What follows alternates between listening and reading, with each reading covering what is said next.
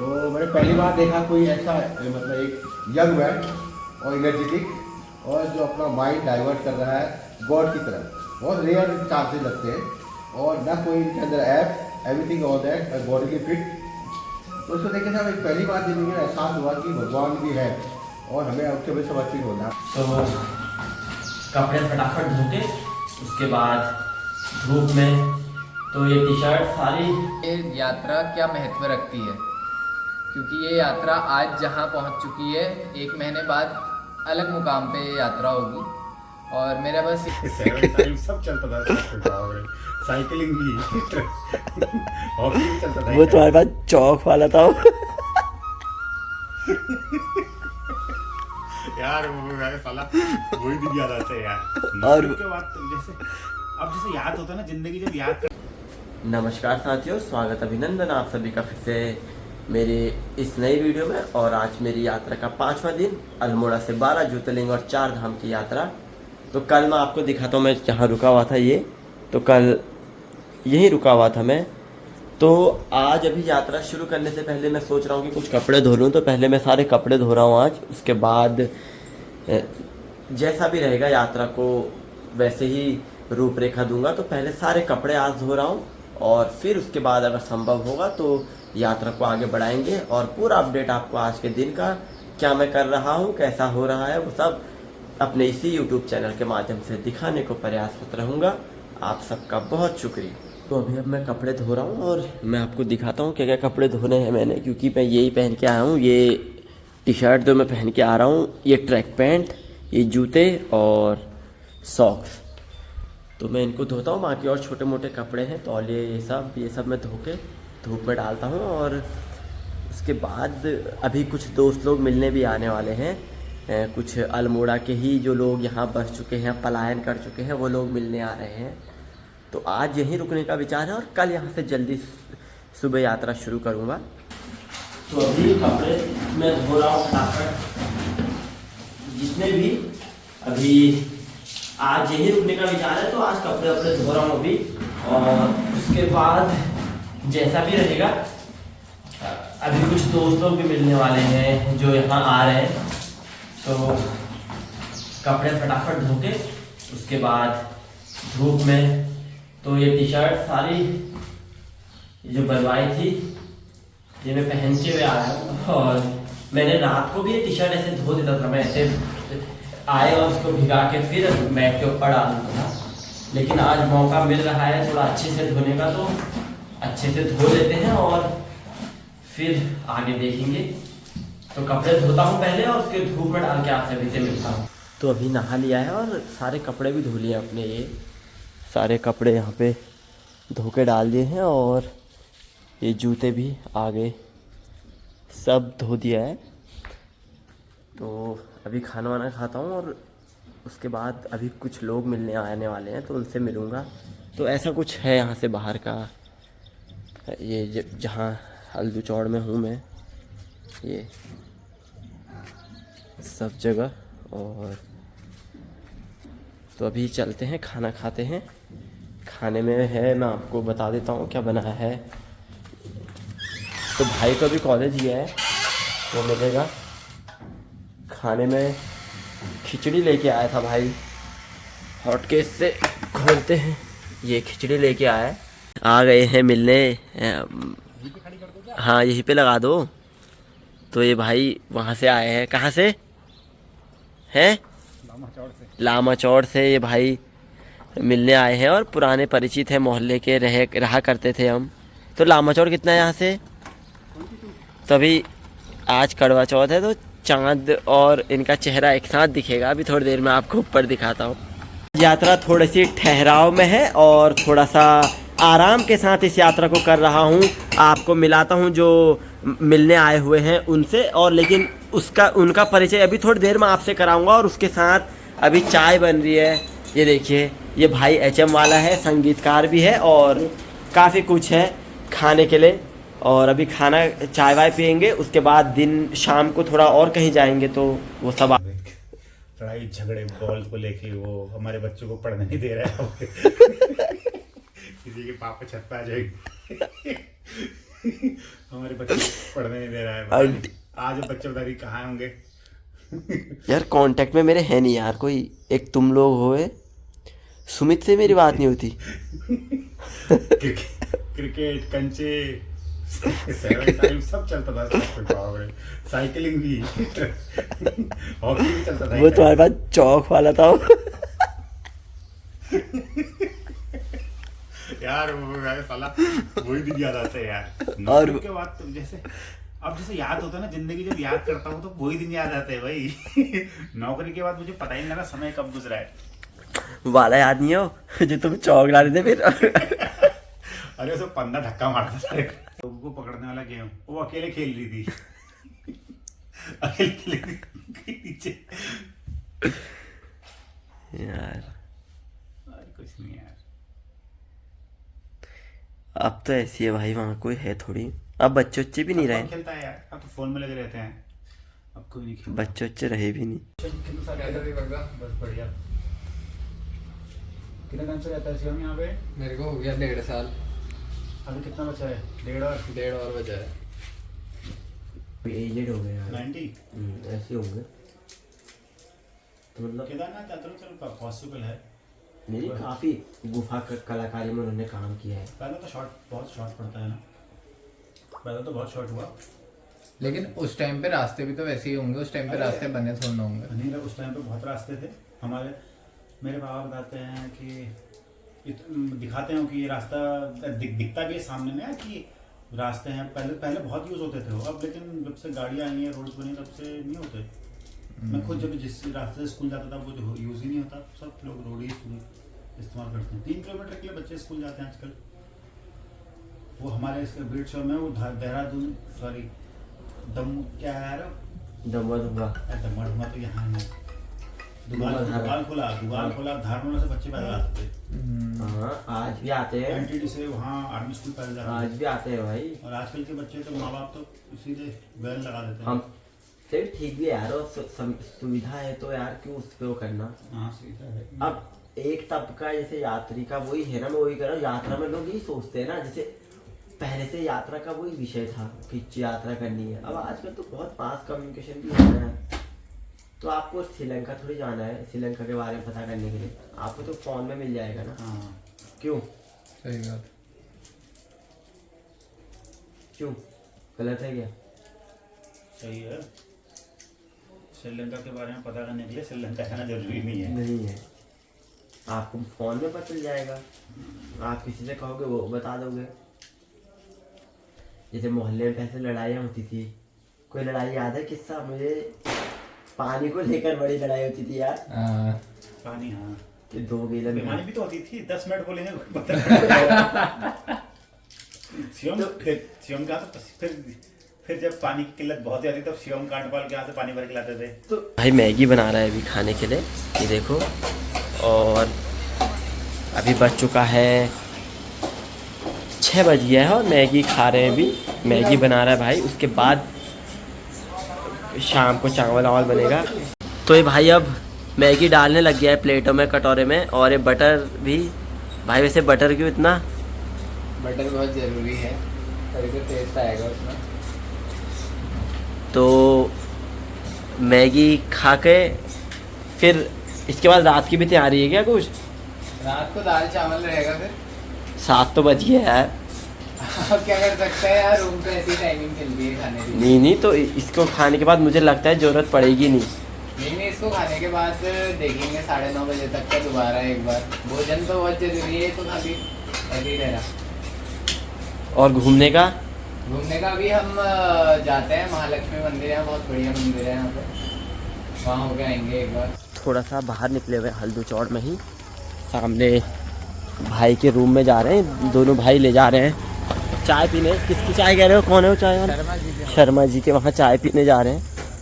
तो पहले इस भाई के रूम में चलते हैं, थोड़ा चेंज करता हूँ कह रहा। और भाई ताला वाला पूरा लगा के, ये भाई के रूम के दर्शन भी करते हैं। वाह, 2 रूम सेट, एक ये है और एक अंदर है। ये तो अंदर तो पूरा खाली है। किचन कहाँ है? किचन भी है सामने। अच्छा, ये किचन है। तो ये कमरा आप थोड़ा भी वैसी हालत में देख रहे होंगे, क्योंकि पढ़ने वाले बच्चे अक्सर और मेहनत करने वाले बच्चे अक्सर कमरा साफ़ करना भूल जाते हैं। और अभी हम चाय पीने जा रहे हैं और चाय पीते हुए आप सबसे मिलेंगे। अभी शर्मा जी के वहाँ चाय पीने जा रहे हैं और सामने ये महालक्ष्मी टेम्पल दिख गया है मुझे, मंदिर है। तो ये भाई लोग ही यहाँ आते रहते हैं, तो यही बताएंगे क्या है ये टेम्पल और किस लिए है। ये एक महालक्ष्मी टेम्पल है, अष्टभुजा महालक्ष्मी टेम्पल के नाम से। ये मतलब बहुत फेमस टेम्पल है इधर का और काफ़ी अच्छा है। बाकी देखते हैं अभी अंदर जाके आपको कैसा लगेगा, देखिए। और अंदर अभी मुझे लग रहा पूजा भी हो रही है, तो रोज शाम को आरती होती होगी और सौभाग्य भी है कि इसी वक्त यहाँ प्रवेश हो रहा है। तो अभी अंदर जाके आपको दर्शन कराते हैं।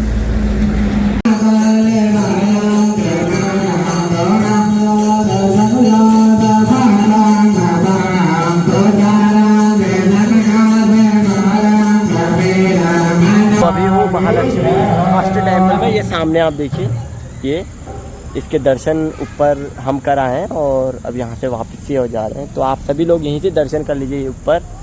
हर हर महादेव, जय माता दी। तो यहीं है वो चाय वाले जो है, न्यू शर्मा फैमिली रेस्टोरेंट। यहीं चाय पियेंगे अभी मैं हल्दू चौड़ में रुका हुआ हूँ और आपको मिलाता हूँ एक सर से, जो कल रात से जब मैं पहुँचा हूँ तो काफ़ी मुझसे सवाल भी पूछ रहे हैं और अपने अनुभव भी मेरे साथ साझा कर रहे हैं। सर के साथ बैठकर काफ़ी कुछ सीखने को मिला और सर अपने बारे में और मेरी इस यात्रा को लेकर उनका क्या सोचना है आपको बताएंगे। तो आपको ले चलता हूँ सर के पास। सर आपका बहुत शुक्रिया और अपना आप परिचय एक बार दे दीजिए पूरा आप। Okay sir, thanks a lot for that sir. And my sir, it is better to continue English और हिंदी? हिंदी सर, हिंदी। हमारी दर्शक हिंदी में। Sorry for that sir. Sir ऐसा है सर, मैं नाम विवेक जोशी है और बिलोंग करता हूँ पिथौरागढ़ से। And sir, as far as education qualification I have done the advocacy, LLB as well as MBA। Okay sir. And right now sir थोड़ा हिंदी में, क्योंकि हमारे माँ पिताजी सब देखते हैं। हाँ, अभी सर मैं एक्चुअली अध्यापक का कार्य कर रहा हूँ यहाँ पर, जैसे PET इंग्लिश। और जब सर से मैं मिला तो मैंने पहली बार देखा कोई ऐसा मतलब एक यंग मैन और इनर्जेटिक और जो अपना माइंड डाइवर्ट कर रहा है गॉड की तरफ। बहुत रेयर चांसेस लगते हैं और ना कोई इनके अंदर app, everything all that, body की फिट। तो उसको देखे साहब, एक पहली बार जिंदगी में एहसास हुआ कि भगवान भी है और हमें उसके लिए समर्पित होना है। अपने कार्य को करते करते भगवान के प्रति हमें सोचना है और इससे मोटिवेट हुआ कि पहली बार ऐसा देखने मिला। और दूसरा जिनके समर्पण भावना है, अकेले जा रहे हैं और पैदल जा रहे हैं। सबसे बड़ी बात है पैदल जा रहे हैं, ठीक है।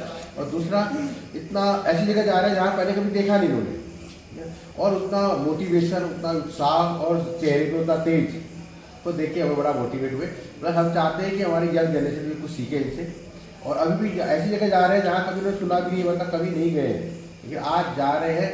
और ऐसा इससे मुझे लगता है कि सर आगे वाली जो यंग जनरेशन है इससे कुछ सीखेगी और वो भी कुछ अच्छा, मतलब एक भक्ति भाव तक उनका ध्यान जाएगा, ठीक है। माना कि पढ़ाई का सबके साथ है, लेकिन सर ने पढ़ने के साथ साथ जो है इस तरह का करना है, एडवेंचर करना है, नया कीर्तिमान स्थापित करना, एक नया एक रास्ता देना कि भैया वो भी है, मतलब अपने कार्य के प्रति से साथ साथ हमें कुछ अपने रिलीजियस एक्टिविटी में जाना है जहाँ हमारी मनोदशा भी सुधरे और लोगों के लिए एग्जाम्पल बने, example you can say sir. और जो हमारी यंग जनरेशन जो इंसान के हैं, वो देख रहा हूँ कि इनसे इतने प्रभावित हैं कि वो भी चाहते हैं कि भगवान की तरफ उनका लगाव हो और खुद तो आगे बढ़े और उनको भी मोटिवेट करें। तो उससे मुझे बहुत अच्छा लगा सर, क्योंकि पहली बार जिंदगी से देखा कि जो भगवान के प्रति इतना समर्पित है और वो आदमी ऐसी जगह रह रहा है, जंगलों में रह के, मतलब रात काटना, टेंटों में रहना, और जब तो हम तो कभी कल्पना ही नहीं कर सकते। तो मुझे तो बड़ा अच्छा लगा और आशा करता हूँ कि ब्लॉग को आप ज़्यादा लाइक है, सब्सक्राइब करें, प्लस उससे मोटिवेट होना है ताकि हम भी कुछ अलग करें, कुछ समथिंग हटके करें, ताकि और लोगों के लिए भी एक प्रकार से रास्ता बनाए, एक गाइडलाइन बनाए कि you also have to follow the new line, ठीक है सर। बहुत शुक्रिया सर। और माता पिता गुरु देवता हमेशा कहा गया है और हमने अपने माता पिता से सीखा है और उसके बाद गुरुओं के हम सानिध्य में रहे हैं। आप भी हमारे लिए गुरु के रूप में ही यहाँ हल्दू चौड़ में मिले हैं और हम आपके सानिध्य में एक दिन रहे, काफ़ी कुछ सीखने को मिला। लेकिन सर एक आखिरी में जाते जाते मैं एक सवाल आपसे ज़रूर पूछूंगा कि आजकल के जो बच्चे हैं वो फ़ोन की तरफ ज़्यादा जा रहे हैं।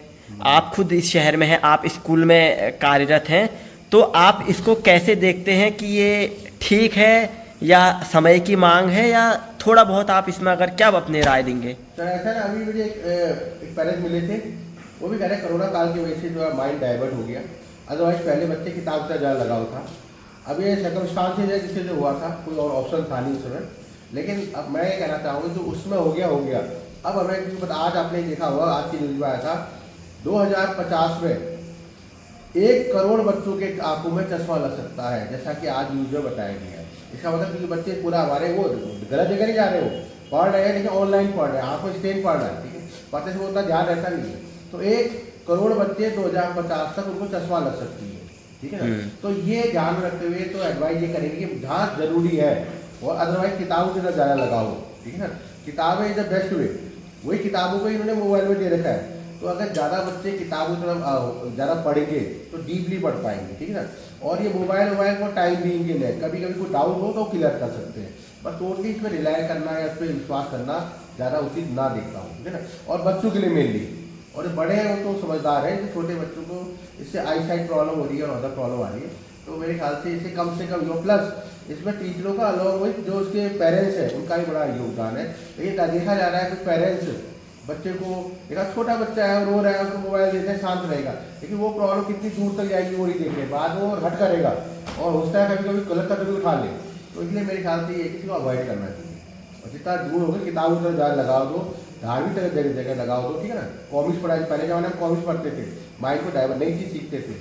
आजकल मोबाइल है, सब कुछ है ना, भाई लाइब्रेरी जाते थे, सब कुछ इसी में डाल दिया है। तो आई थिंक ये पेरेंट्स को कुछ करना पड़ेगा, मतलब टीचर और जो हमारे इर्द गिर्द जो भी लोग हैं उन्हें भी मोटिवेट करना पड़ेगा। तो मेरे ख्याल से ये सही रहेगा। बहुत शुक्रिया सर, और मुझे पूरी उम्मीद है आपके सानिध्य में जितने भी बच्चे आपके साथ होंगे, जुड़े होंगे, ज़रूर एक दिन बहुत ऊंची स्थानों पर जाकर आपका नाम जरूर रोशन करेंगे। पुनः एक बार बहुत शुक्रिया सर, आपका बहुत शुक्रिया, धन्यवाद। यात्रा नहीं हुई, आज सिर्फ कपड़े धोना और बाकी चीज़ें गतिविधियाँ हुई। और व्लॉग को ख़त्म करते हुए एक बार मैं जहाँ रुका हुआ हूँ, मैं आपको उस भाई से सूक्ष्म परिचय करा देता हूँ। शिवम भाई का मैं आपको परिचय करा देता हूँ। तो शिवम भाई, सूक्ष्म में हल्का सा अपने बारे में बताइए, और उसके बाद आज आप ही इसको ख़त्म करिएगा।